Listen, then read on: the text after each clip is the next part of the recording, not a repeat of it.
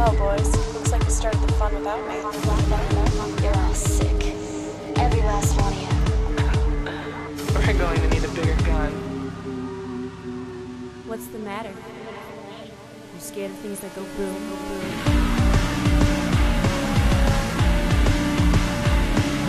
Give me one goddamn reason why I shouldn't blow your goddamn brains all over that goddamn wall.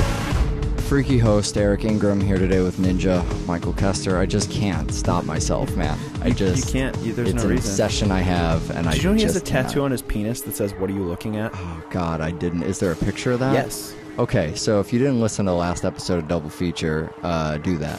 Today we're going to be talking about two totally different films. We're going to be covering The Faculty and Jackie Brown, which is an A Band Apart production. Rodriguez movie and a Tarantino movie. These are both movies that the famous directors directed, but it's kind of their black sheep of the pack. Yeah, no pun intended, where the puns may be due. Is there a sheep in one of these movies No, today? there's black people. Oh, damn it. The other thing that these films have in common is neither of the directors that we always champion for writing, directing, producing, starring, making music, editing, right. creating the promo video, editing the trailer. They are not the primary writers on these films. They're not. Ushering Rodriguez at the premiere. Yeah, right.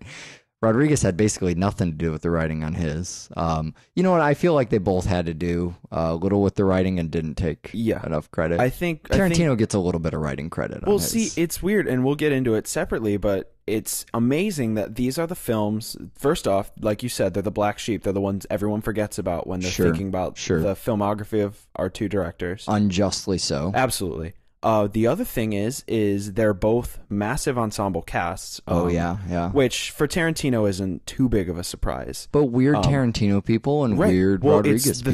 The thing that's weird is that they're not Tarantino people and they're not Rodriguez people. Although I feel like we've said that before. There's a Selma Hayek and there's a Samuel L. Jackson. Right. That is it.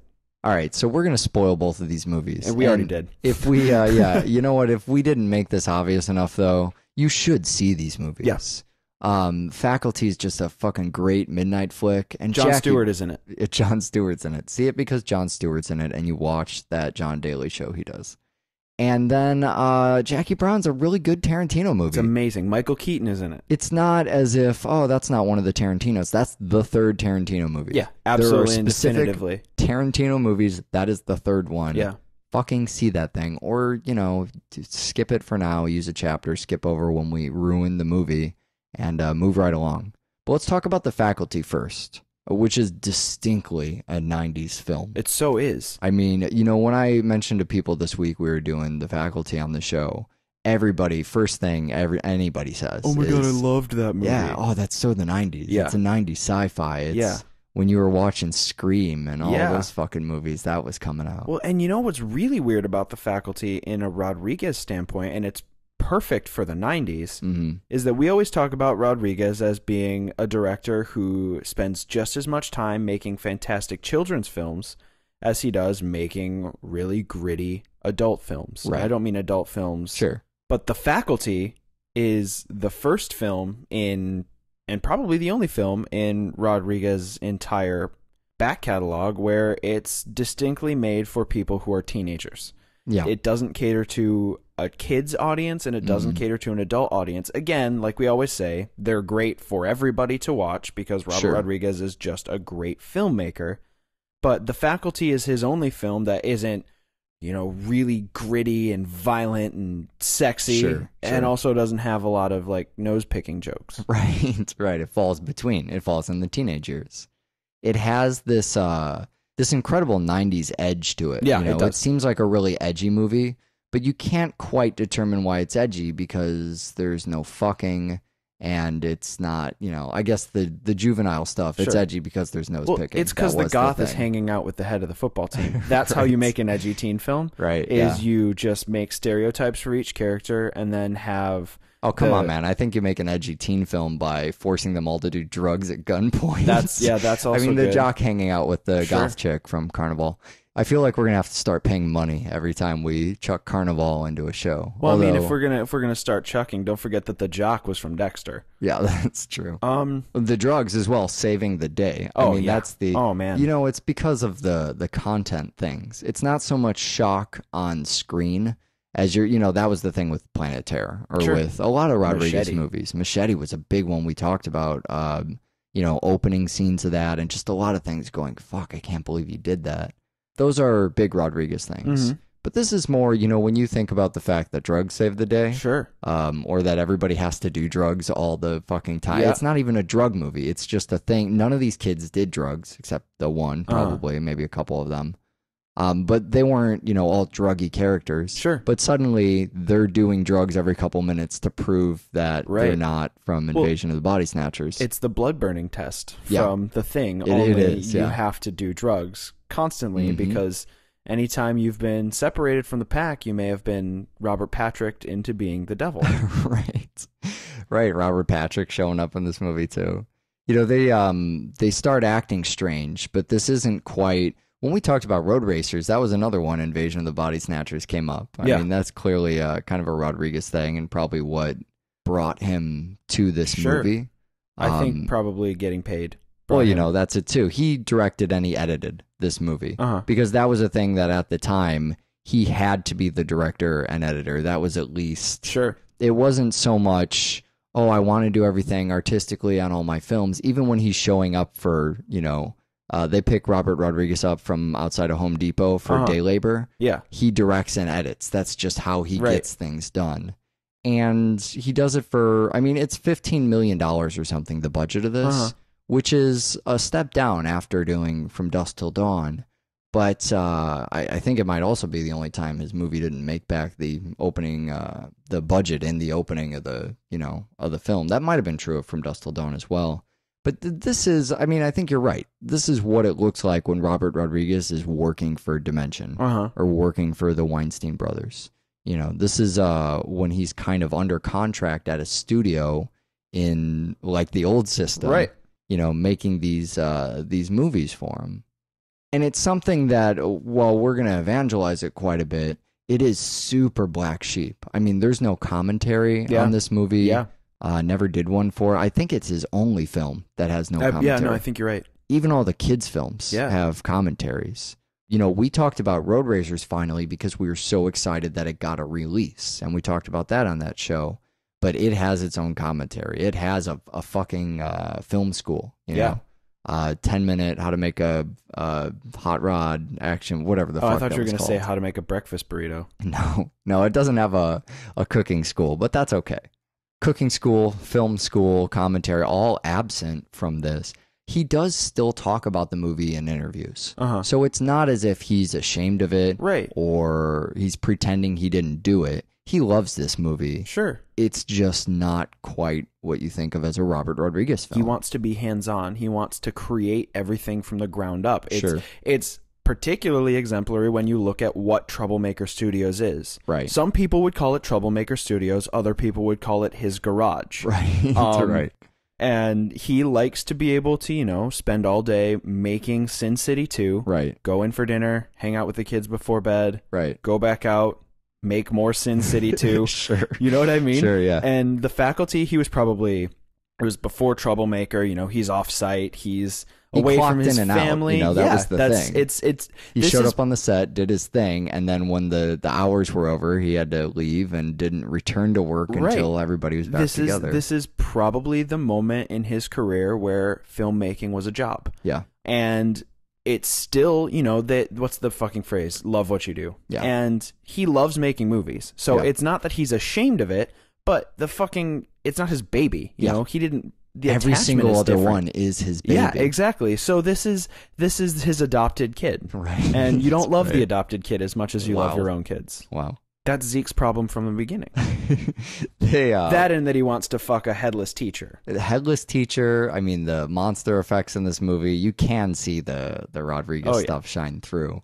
It's not, There was an Invasion of the Body Snatchers thing in Road Racers, and that carries over here. Yeah. This is during those early moments in his career where he's also just as obsessed with movies. He's hanging out with Quentin Tarantino. Yeah, that one, that thing. You know, they're making films together. He's just a couple years after being poor as hell, you know, in the mariachi days, just trying desperately to kind of survive and make a film at the same time. So, yeah, I mean, I do think that this is kind of what brought him to the project, or elements he highlighted, because that's what he latched onto. He said, oh yeah, kind of like The Thing, you know, it's a tribute to sci-fi in a lot of those ways, but it's a little bit different too. That thing I was going to mention earlier, you know, it's not just Invasion of the Body Snatchers. I mean, they start acting strange, but the people, the adults, that's another part of it too, is this is, in being a teenage movie, all of the adults are infected. The faculty is infected. And it's not until every single adult has well past infection that we start moving on to take out members of our group. Playing on that theme, of course, of, you know, the parents don't understand the youth. Sure. That another brick in the wall kind of thing, right? Yeah. They act weird, but they continue to function. And so that's what plays on that theme a lot. You know, you're going through everyday society, and the adults are even more segmented from the teenage population, the two groups. Total schism, don't talk. Both part of humanity, cannot relate to one another. Elijah's character and Clea Duvall's character even have a conversation about, you know, what kind of things stole from one another in sci-fi, and they bring up the Invasion of the Body Snatchers a lot. Duvall's character later spoils Invasion of the Body Snatchers, that fucking jerk. You know, I hear Invasion of the Body Snatchers get spoiled a lot in film. Yeah. Now that I think about it, yeah. In fact, no, they spoil Invasion of the Body Snatchers in Road Racers. Oh yeah, sure. Yeah, well, that becomes part of the metaphor of everything that's happening there. Yeah, Nix spoils it. Nix gets another shout out. We talked about Tommy Nix on that episode. Nix gets another shout out in being one of the people called into the principal's office in this movie. It's another one of those small moments. I mean, for as much as we talked about this not being a Rodriguez movie, where do you see the Rodriguez in this? Well, I think that a lot of it is in the writing. A lot of it is in, despite the fact he didn't write it. I mean, but I guess, you know, the kind of the rebellion aspect. There's this feeling of rebellion. Because there's a lot of times there's a rebellion in a really chaotic, anarchistic kind of way. Sure. And this isn't, you know, this isn't Rebel Without a Cause. This isn't fucking, we're fed up and we're sick and tired and we're not going to take it anymore. This is, we are clearly in the right here, and nobody will pay attention to that. 2 weeks, Rebel Without a Cause references. Yeah.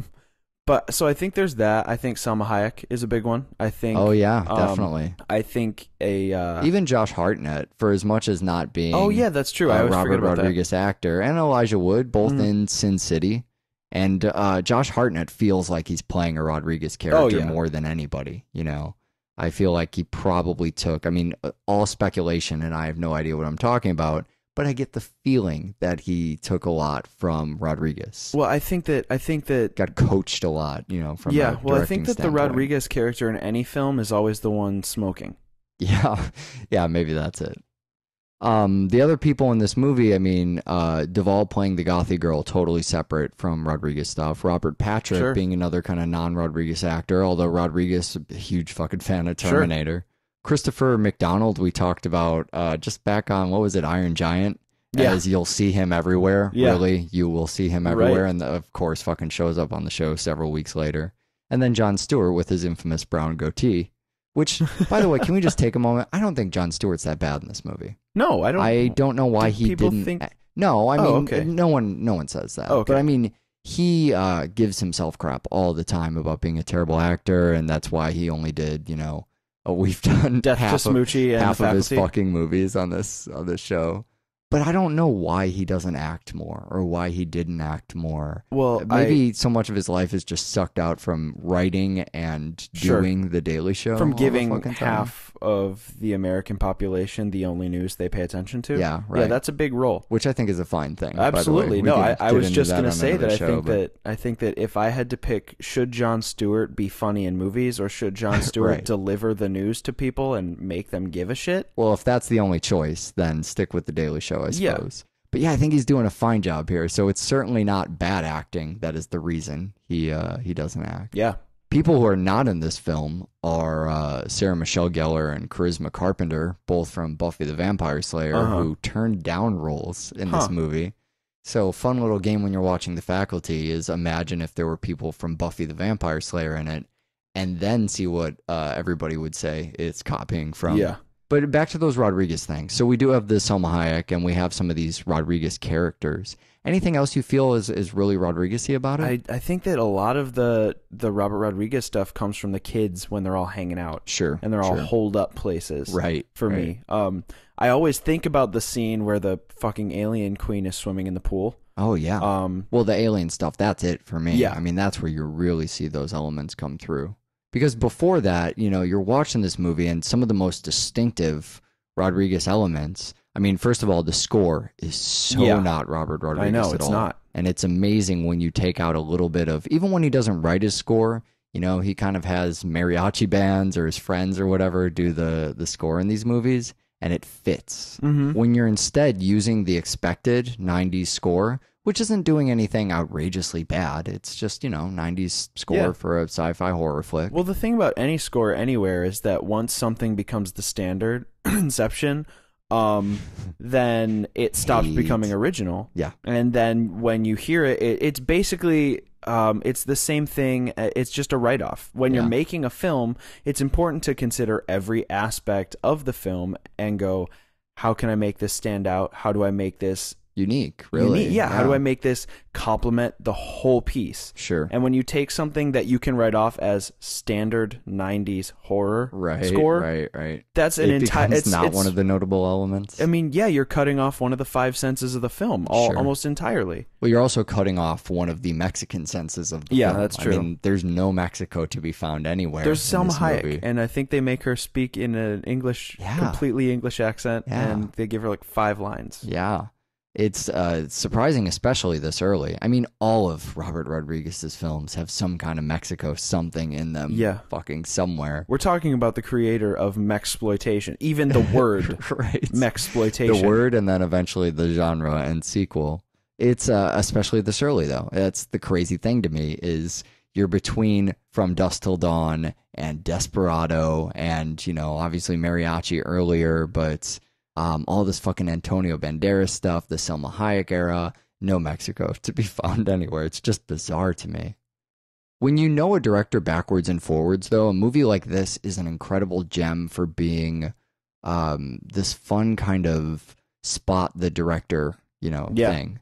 I feel like if you just show me dailies from 20 random movies, I could pick out the Robert Rodriguez movie. Yeah. Just from, the guy has so many movies and I've seen all of them 100 times. Yeah.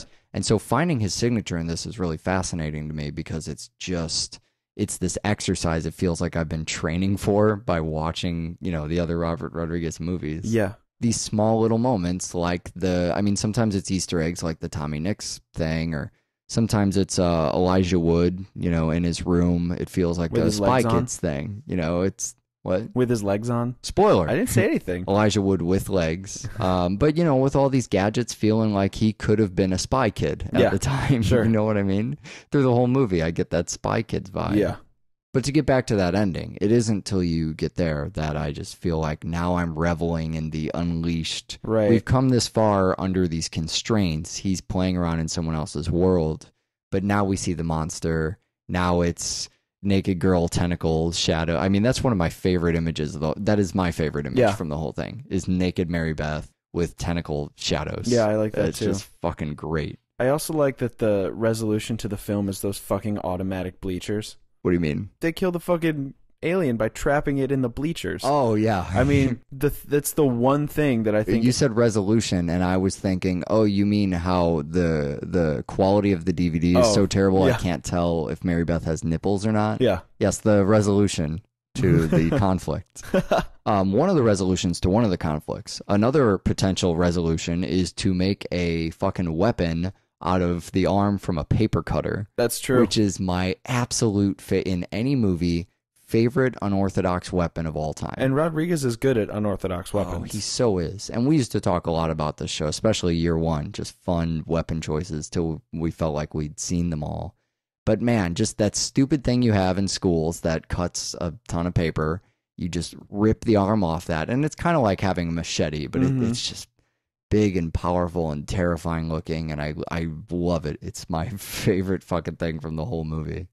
One other thing we should talk about, since you brought up the monster, is this is kind of the beginning of Robert Rodriguez and the CGI. Yeah, it is. Which, not his fault, somebody else's movie. But let's go ahead and blame them for CGI ever finding its way. I mean, blame, but then later Sin City and Planet Terror and these triumphant CGI moments. We have the little fish thing and the crazy tentacles and all that. Yeah. I think just kind of filming stuff on the spot when maybe someone else was telling him, oh, we're going to use CGI for this effect, we're going to put this in later. That might have been, we might be watching his own introduction to CGI in filmmaking. Yeah. It was also during the filming of this movie that he got the idea for what would eventually become Planet Terror. Mm-hmm. He was, zombies were completely out at the time. We were doing slasher, revival, self-commentary stuff in this genre, but I mean, zombies were out as a whole. There was no zombie anything to be found before the 10 years later, the complete market saturation and ongoing saturation of zombies. But Rodriguez wanted to make the big movie that brought zombies back. He felt like zombies came and went. And, there were ebbs and flows in the trends of zombies in cinema, and he felt like it was going to be time again soon, so he was going to write the zombie movie. And he would talk to the kids when they were filmmaking all the time about how they were going to star in this and whatever. And it wasn't, I've heard him talk, I think it was on the Planet Terror commentary about it. It kind of sounds like a bunch of employees passing time at work. Yeah. I mean, that's when all the producers were buzzing around doing their thing and they had downtime. They were talking about, oh, we should get together one day and make, the zombie movie. Also reminds me a lot of the way Robert Rodriguez was casting people, before Mariachi, he was doing drug testing where he was in some facility, whereas, where he found one of the actors for Mariachi. Yeah. So they were passing time in there just by talking about, oh, I'm writing a movie, you should be in my movie, and that's kind of where Planet Terror came from. Now, Michael, we wouldn't have a complete conversation about a 90s film if we didn't talk about the soundtrack a little bit. Oh my God, that's so right. There's only two things I really want to talk about. I mean, there's Garbage on here or whatever. There's a soundtrack. You mean Garbage, the band? Or? Yeah, Garbage, the band. Stabbing Westward, too. When you said there's Garbage on here, I just wanted to clarify that we're talking about Shirley Manson. Stabbing Westward, I already had my moment to talk about during my Neil Gaiman study of... Oh, what was that show? Mirror Mask, right? Yeah, Stabbing Westward. Where I was listening to Mirror nothing Mask. but Stabbing Westward and reading Sandman in prep for that show. But one kind of extra that does exist for this movie, and this was also a distinctly 90s thing, is music video with extra scenes and fun stuff from the cast of the movie. So there's another brick in the wall, the music video for that. And I remember it psyching me out for the movie back when it came out because Another Brick in the Wall is just a great fucking song. But it's done by this band called the Class of 99. I don't know if you remember that or you were ever into that. No. So check this out. It was really short fucking lived and it doesn't exist anymore. And I don't even know if they had an album.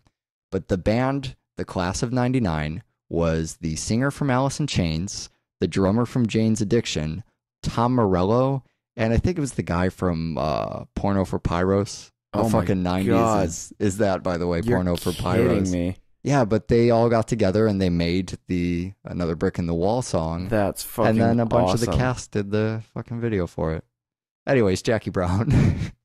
It's just a weird thing. The opening of Jackie Brown is what I want to talk about. The whole time? You just want to talk about the opening? The entire time. No, it's what I want to start talking about because the movie starts with it and it gives me a goddamn excuse. You're talking about the moving sidewalk with the profile? Yeah, how fucking 70s is that? That is talk the about most being immersed fucking... in 90s. Now we're just gonna immerse ourselves in the 70s. It's so blaxploitation to take your main character and have them walk, drive, right, sit on an elevator, sit in a waiting room, and then have an entire score. Yep. That let the music swells do all the work. And have that the was score Shaft, right? When we talked about Shaft, it's in Shaft. We're wandering around it's the town. It's in Coffee. Yep. It's in Sheba Baby. Oh my god. It's in Boss Nigger. Sure. What it is, you do this in blaxploitation films. You have a song that's about your main character. Yep. And instead of show them do badass stuff, you just show them. Sure. It's 110th Street, right? Yeah. Yeah, such a fucking good song too. She's standing dead still, just staring forward, and the background behind her is, it's changing. It's got such a 70s sensibility to it, even beyond the blaxploitation element of it. Yeah. Just seeing this and, watching it thinking, well, what the fuck is happening? Is this just an artsy? When we talked about Foxy Brown, so much of that was fashion and all of that stuff. And now I'm seeing Pam Grier again and kind of going, oh, we're doing a fashion whatever thing. I never really forget when I watch this movie what's actually happening in it because I think it's so clever. They're taking advantage of one of the unique devices that's really only in airports. Yeah, which is such a waste. It is. You have these giant, terminal, they're like escalators, but they're flat escalators. Yeah, it's a flat escalator. That's exactly what it is. Just going down that. A really great opening for a movie that then forgets Jackie Brown as a character for a while. Right. We come back to, Ordell, and we learn about Ordell's character. And it's not until we don't really learn who Jackie Brown is until kind of the moments where she comes back from prison. Yeah. And she's being interrogated about the money and the drugs. Right. And who is Batman. Well, I feel like the moment we really learn who she is after that interrogation. She comes back to Ordell and, we think, oh, she's setting him up. And then she just starts telling him everything, that's going on.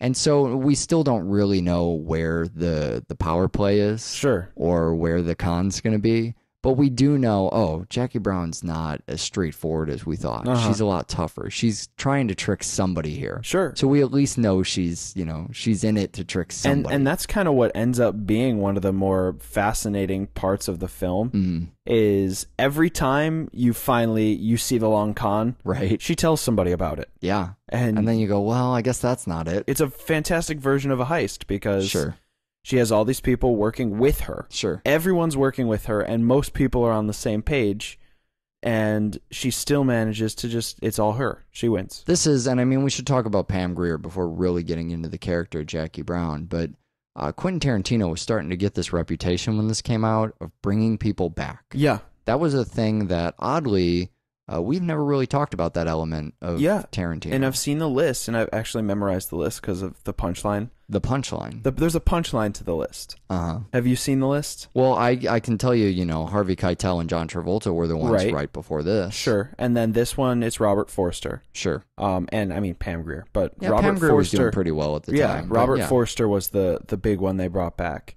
And then after that, it's Kill Bill, where he brings back Michael Madsen. Sure. Brings back David Carradine. Sure. And in much the same way as Pam Grier in this movie, who's doing okay, but, now it's time for stardom. There was Uma Thurman at the time. Right. Who's doing fine, but then became A-list. Leading lady. Yeah. But the punchline, because it skips Death Proof appropriately, and the punchline is Inglourious Bastards. Sure. Where it says, person Tarantino brought back, Quentin Tarantino. Right. Right.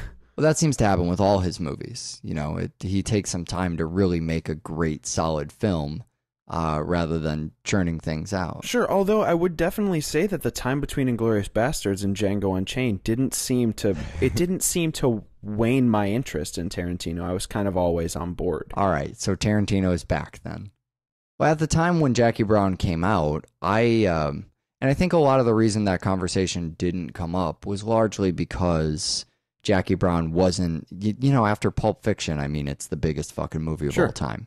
It's hard to create a movie that's more of a success than that. Yeah. So a lot of people naturally look back at Quentin Tarantino's kind of pantheon and go, well, Jackie Brown, that's, the failure of a film. Right. That's not true at all because it's a fucking amazing film. And I mean, you get on board with that, right? Sure. Amazing film. It is. Jackie Brown. I think Jackie Brown is definitely, it's in my top 3 Tarantino films. God, I love it. But at the time, I couldn't see the Tarantino so much because I'd just seen Pulp Fiction. Now I'm seeing Jackie Brown and going, well, where is Tarantino in this movie? But then you see Kill Bill, and now you start making the connections. Well, I think a lot of the Tarantino in this film comes from the dialogue, and I know we always kind of we backhandedly compliment Tarantino on his dialogue writing, and I'm just going to give him another backhanded fucking compliment. Sure, he's an amazing dialogue writer, but goddamn does he know it. Right, and you take a character like Ordell. Sure. And you take the dialogue that Ordell has and that Beaumont and Ordell kind of have. Oh, that exchange is great. This is dialogue. Those are Pulp Fiction-y moments. Yeah, it's super Tarantino-y because it's this wonderful ability he has to have people shoot the shit and reveal their character. Right. One of the most iconic lines for me in Jackie Brown is the AK-47. Yeah, when you absolutely positively got to kill every motherfucker in the room except no substitutes. Right. And then that line... Chicks with guns, right? Which is also one of my favorite bits from the whole thing. Yeah, that line followed by De Niro's reaction, followed by Bridget Fonda's description of why he's using that line. Sure. All three of those characters become so transparent all at once. Sure, yeah. Yeah, it's very telling of those. Although you bring up Lewis... I mean, that is... We'll get to Jackie Brown, I swear. But Lewis the film is didn't yet, so we won't have to. Lewis is the anti-Tarantino character, He so is. But he's also the anti-De Niro character. Yeah, I guess that's true. I mean, De Niro is doing the entire thing without speaking. It's basically a fucking silent role for him. He does a lot without saying anything. Sure. You know, it's the way he mopes around and is... The way you can see how prison fucking broke him. It's so funny to see Robert De Niro, and furthermore to see Tarantino, and on a third level to see a movie with a primarily, with all the leads being black actors. Sure. To have the comic relief. First of all, having comic relief in a Tarantino film doesn't happen. Sure. 2, having it be Robert De Niro doesn't happen. And 3, having it be the white guy, and he's acting like a white guy. Right. Because you kind of have this thing, Chris Tucker, perfect example, go back to Fifth Element. Yeah. You have Chris Ruby Tucker, Rod. not the comic relief in this movie. Ruby Rod is the comic relief because he's so black. Right. But it's so black and so fucking feminine. But he's a caricature. Yeah, right. In this film, it's a personality. That was his role in the movie. Right. This is a caricature of the stale white guy. Sure. As the comic relief. This is something you don't do. He's one of those old film noir heist guys who went to jail, and now he gets out, and he just, he's a sponge. He just sits in rooms, and you never know if he's master plotting or if he's lost his edge. And, well, yeah, that's the thing is you start to see him alone with Melanie, and those are the moments that are a little more telling because they talk a little bit. You're sitting there, analyzing what he's saying for details about his character, like you might learn something now.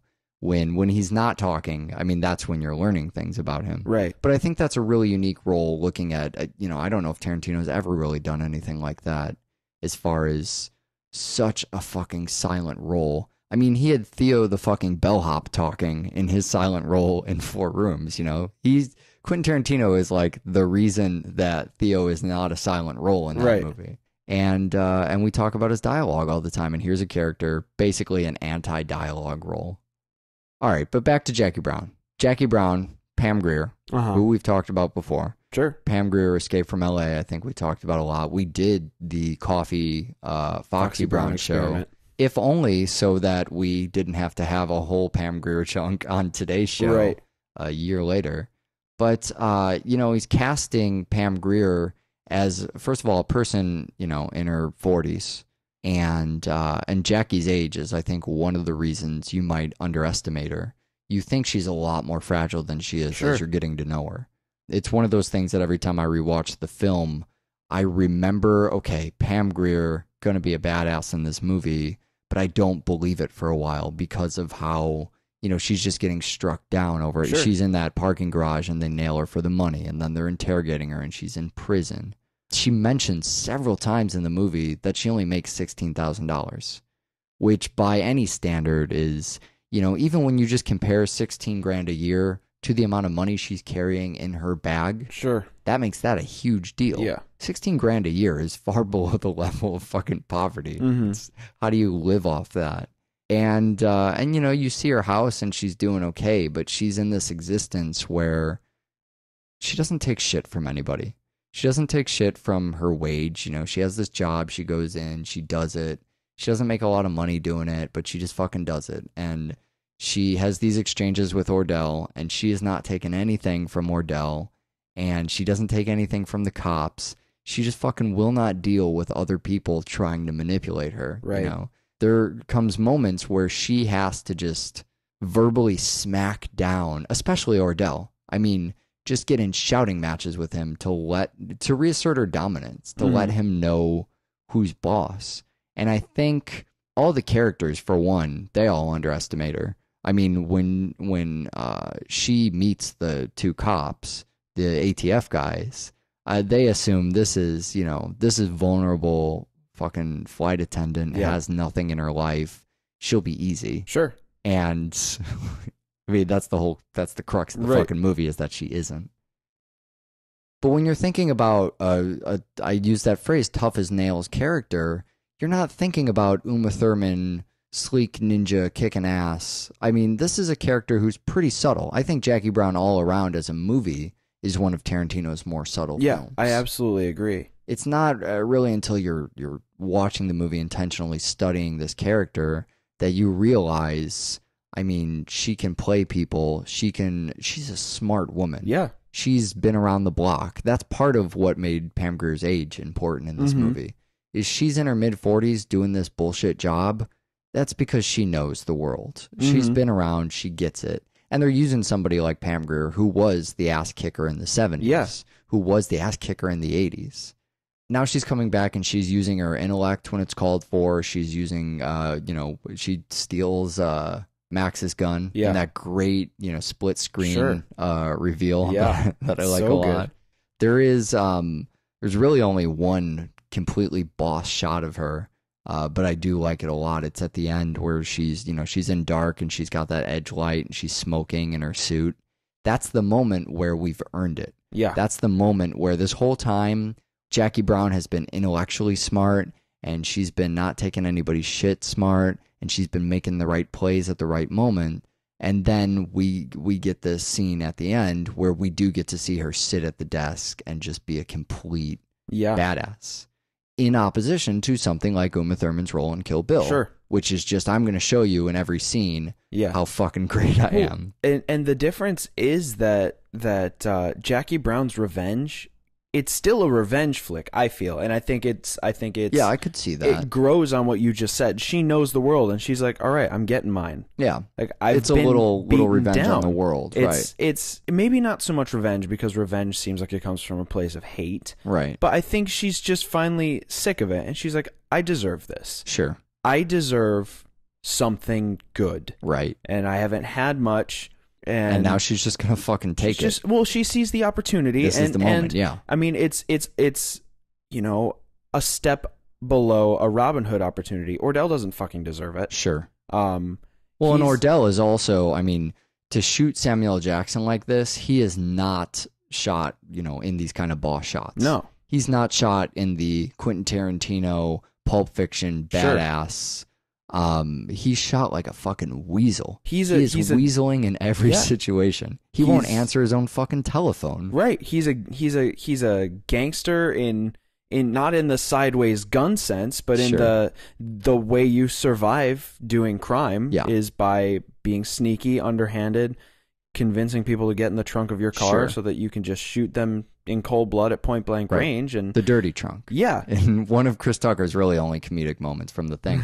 I was so surprised. I remember that distinctly all the way back when I saw it the first time, not believing that he shot him. Yeah. That was because Ordell plots and Ordell plans. He's not a smart guy, but he's got all of this this kind of written knowledge, you know, from watching chicks with guns. Yeah. He's got he kind of knows they're always sitting around the apartment watching old exploitation flicks and stuff. So he's got this plan where he goes, all right, this guy's going to snitch. I have to kill him. But he goes there and he immediately starts going, all right, here's the plan. Tomorrow I'm going to pick you up, do all this stuff. You won't get in the trunk. So oh, why don't we go out to a diner afterwards? You know, we'll get all this food. It'll be great. He's making so many future plans that, you know, if I were standing in that character's shoes, I would probably think, well, even if this guy's going to kill me, he'll probably do it tomorrow after we've gone out for the breakfast he said we were going to have or whatever, you know? So he shoots him, and it fucking surprises me a lot. Yeah, and I always remember that. That's always the shot I remember from Jackie Brown, when he puts him in the car and the camera pans up and back and up and back. Sure, and then sure. he just pulls into the field and bang, bang, Beaumont's dead. Yeah, that's kind of how all of the kills in the movie happen. Yeah. With the exception of that parking lot kill, which is just immediate and shocking. I mean, when he kills Lewis at the end, it's the same thing. He kind of turns to him, and the whole time I'm thinking, oh yeah, this is how he does it, you know? And the movie has just enough dialogue to throw me off from the fact that it happens at the end. It makes me think for a second he might not. So that's Ordell, and he's the weasel. But I think Max, the bondsman, is a super interesting role too. Yeah, I do. I think that as far as the Tarantino role goes, Robert Forster and Max are probably one of the stranger ones in Tarantino history, because very rarely in Tarantino films do you get anybody so motivated by romance and by right. you know, being the good guy and looking out for someone who's just had it tough. I mean, Max is so real. Yeah. He's picked up from Earth and planted in the Tarantino universe. Sure. And you don't know that really till the end. Right. The guy plays it so straight that you're just not sure where, you know, his allegiance lies. Sure. You get enough starry-eyed close-ups to understand that he's probably at least attracted to Jackie. But sure. You also kind of get this idea that he's maybe not a criminal or even able to be a criminal. Right. And then you get these glimpses of, you sit in their room with the stun gun. Right. When they come home, you stun them and you put the handcuffs on them and you drag them to prison. Well, that's where I see that as a Tarantino character. Is he's one of these guys Tarantino has once in a while that just has an odd job. Yeah. You know, like the Nazi detective kind of job. You know, this role is, I mean, it's crazy because he's kind of the law.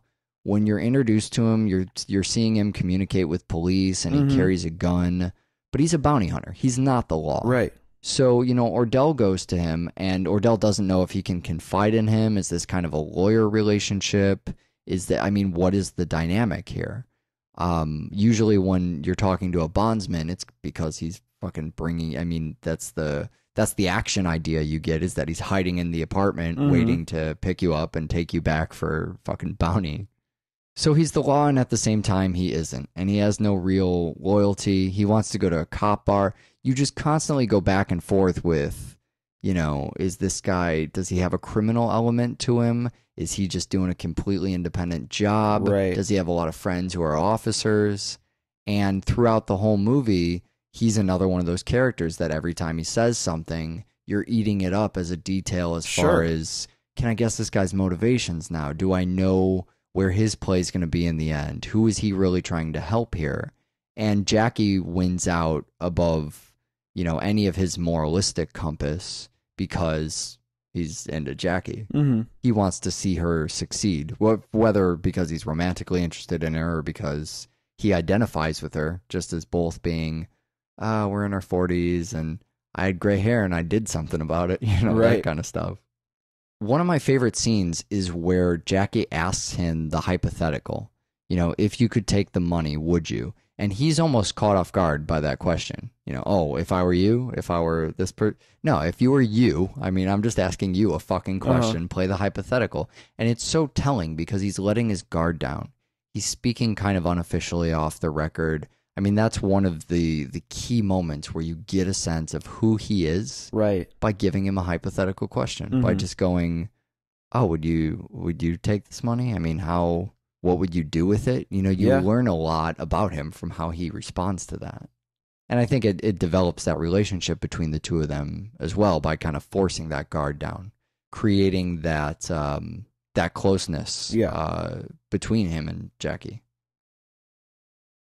When I mentioned that I saw a lot of Kill Bill in this, one of the very Tarantino moments was the tension when Ordell first comes back to Jackie's place. It reminded me a lot of that. You know, he comes back there and he's putting on the gloves, and you know that he's going to go in there to kill her.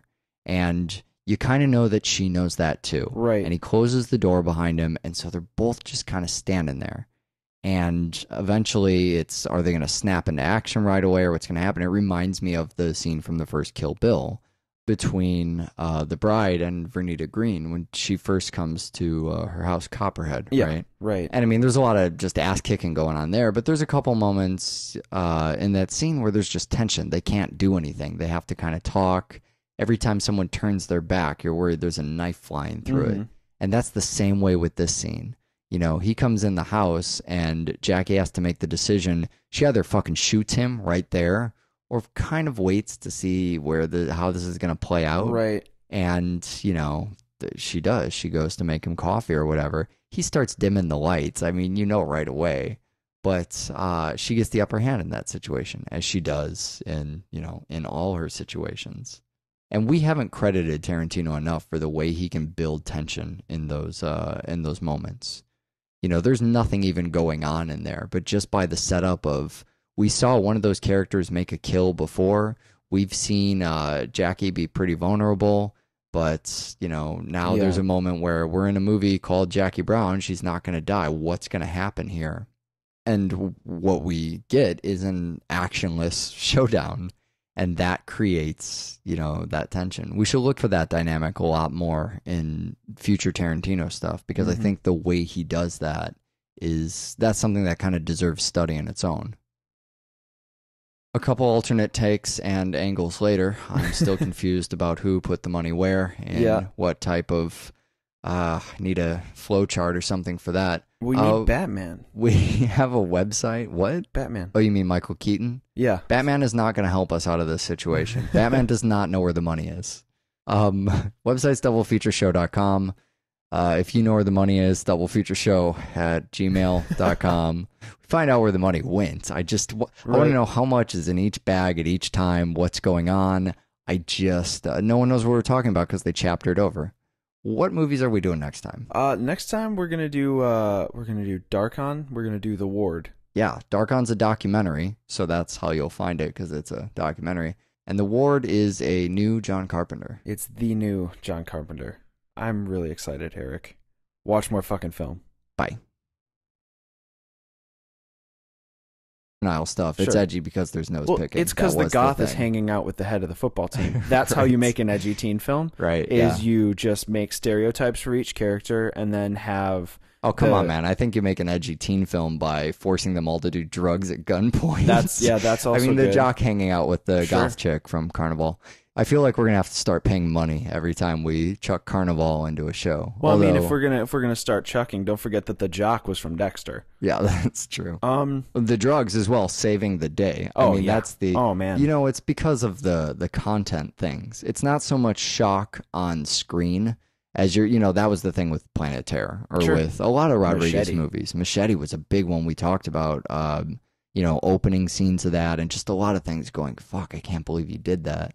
Those are big Rodriguez things. But this is more, when you think about the fact that drugs save the day. Sure. Or that everybody has to do drugs all the fucking time. Yeah. It's not even a drug movie. It's just a thing. None of these kids did drugs, except the one, probably, maybe a couple of them. But they weren't, all druggy characters. One of these movies? No, there's black people. Oh, damn it. The other thing that these films have in common is neither of the directors that we always champion for writing, directing, producing, starring, making music, editing, creating the promo video, editing the trailer. They are not the primary writers on these films. They're not. Ushering at the premiere. Yeah, right.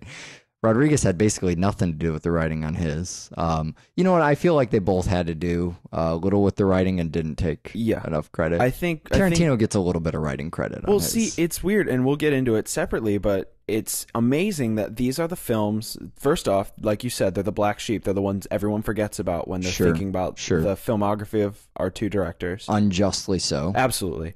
The other thing is they're both massive ensemble casts. Which for Tarantino isn't too big of a surprise. But weird Tarantino people and weird Rodriguez people. The thing that's weird is that they're not Tarantino people and they're not Rodriguez people. Although I feel like we've said that before. There's a Selma Hayek and there's a Samuel L. Jackson. Right. That is it. All right, so we're going to spoil both of these movies. And we already did. If we, yeah, you know what? If we didn't make this obvious enough, though, you should see these movies. Yes. Faculty is just a fucking great midnight flick. And Jon Stewart is in it. Jon Stewart's in it. See it because Jon Stewart's in it, and you watch that John Daly show he does. And then Jackie Brown's a really good Tarantino movie. It's amazing. Michael Keaton is in it. It's not as if, oh, that's not one of the Tarantinos. That's the third Tarantino movie. Yeah, absolutely. There are specific definitively. Tarantino movies. That is the third one. Yeah. Fucking see that thing. Or, skip it for now. Use a chapter. Skip over when we ruin the movie and move right along. But let's talk about The Faculty first, which is distinctly a 90s film. It so is. I mean, when I mentioned to people this week we were doing The Faculty on the show, everybody, first thing anybody says oh my God, I loved that movie. Yeah, oh, that's so the 90s. Yeah. It's a 90s sci-fi. It's when you were watching Scream and all those fucking movies, that was coming out. Well, and you know what's really weird about The Faculty in a Rodriguez standpoint, and it's perfect for the 90s, is that we always talk about Rodriguez as being a director who spends just as much time making fantastic children's films as he does making really gritty adult films. Right. I don't mean adult films. Sure. But The Faculty is the first film and probably the only film in Rodriguez's entire back catalog where it's distinctly made for people who are teenagers. Yeah. It doesn't cater to a kid's audience and it doesn't cater to an adult audience. Again, like we always say, they're great for everybody to watch because Robert Rodriguez is just a great filmmaker. But The Faculty is his only film that isn't, really gritty and violent and sexy and also doesn't have a lot of nose picking jokes. Right. It falls between. It falls in the teenage years. It has this incredible 90s edge to it. Yeah, it seems like a really edgy movie, but you can't quite determine why it's edgy because there's no fucking and it's not, I guess the juvenile. Well, boys, looks like you started the fun without me. You're all sick. Every last one of you. We're going to need a bigger gun. What's the matter? You scared of things that go boom, boom?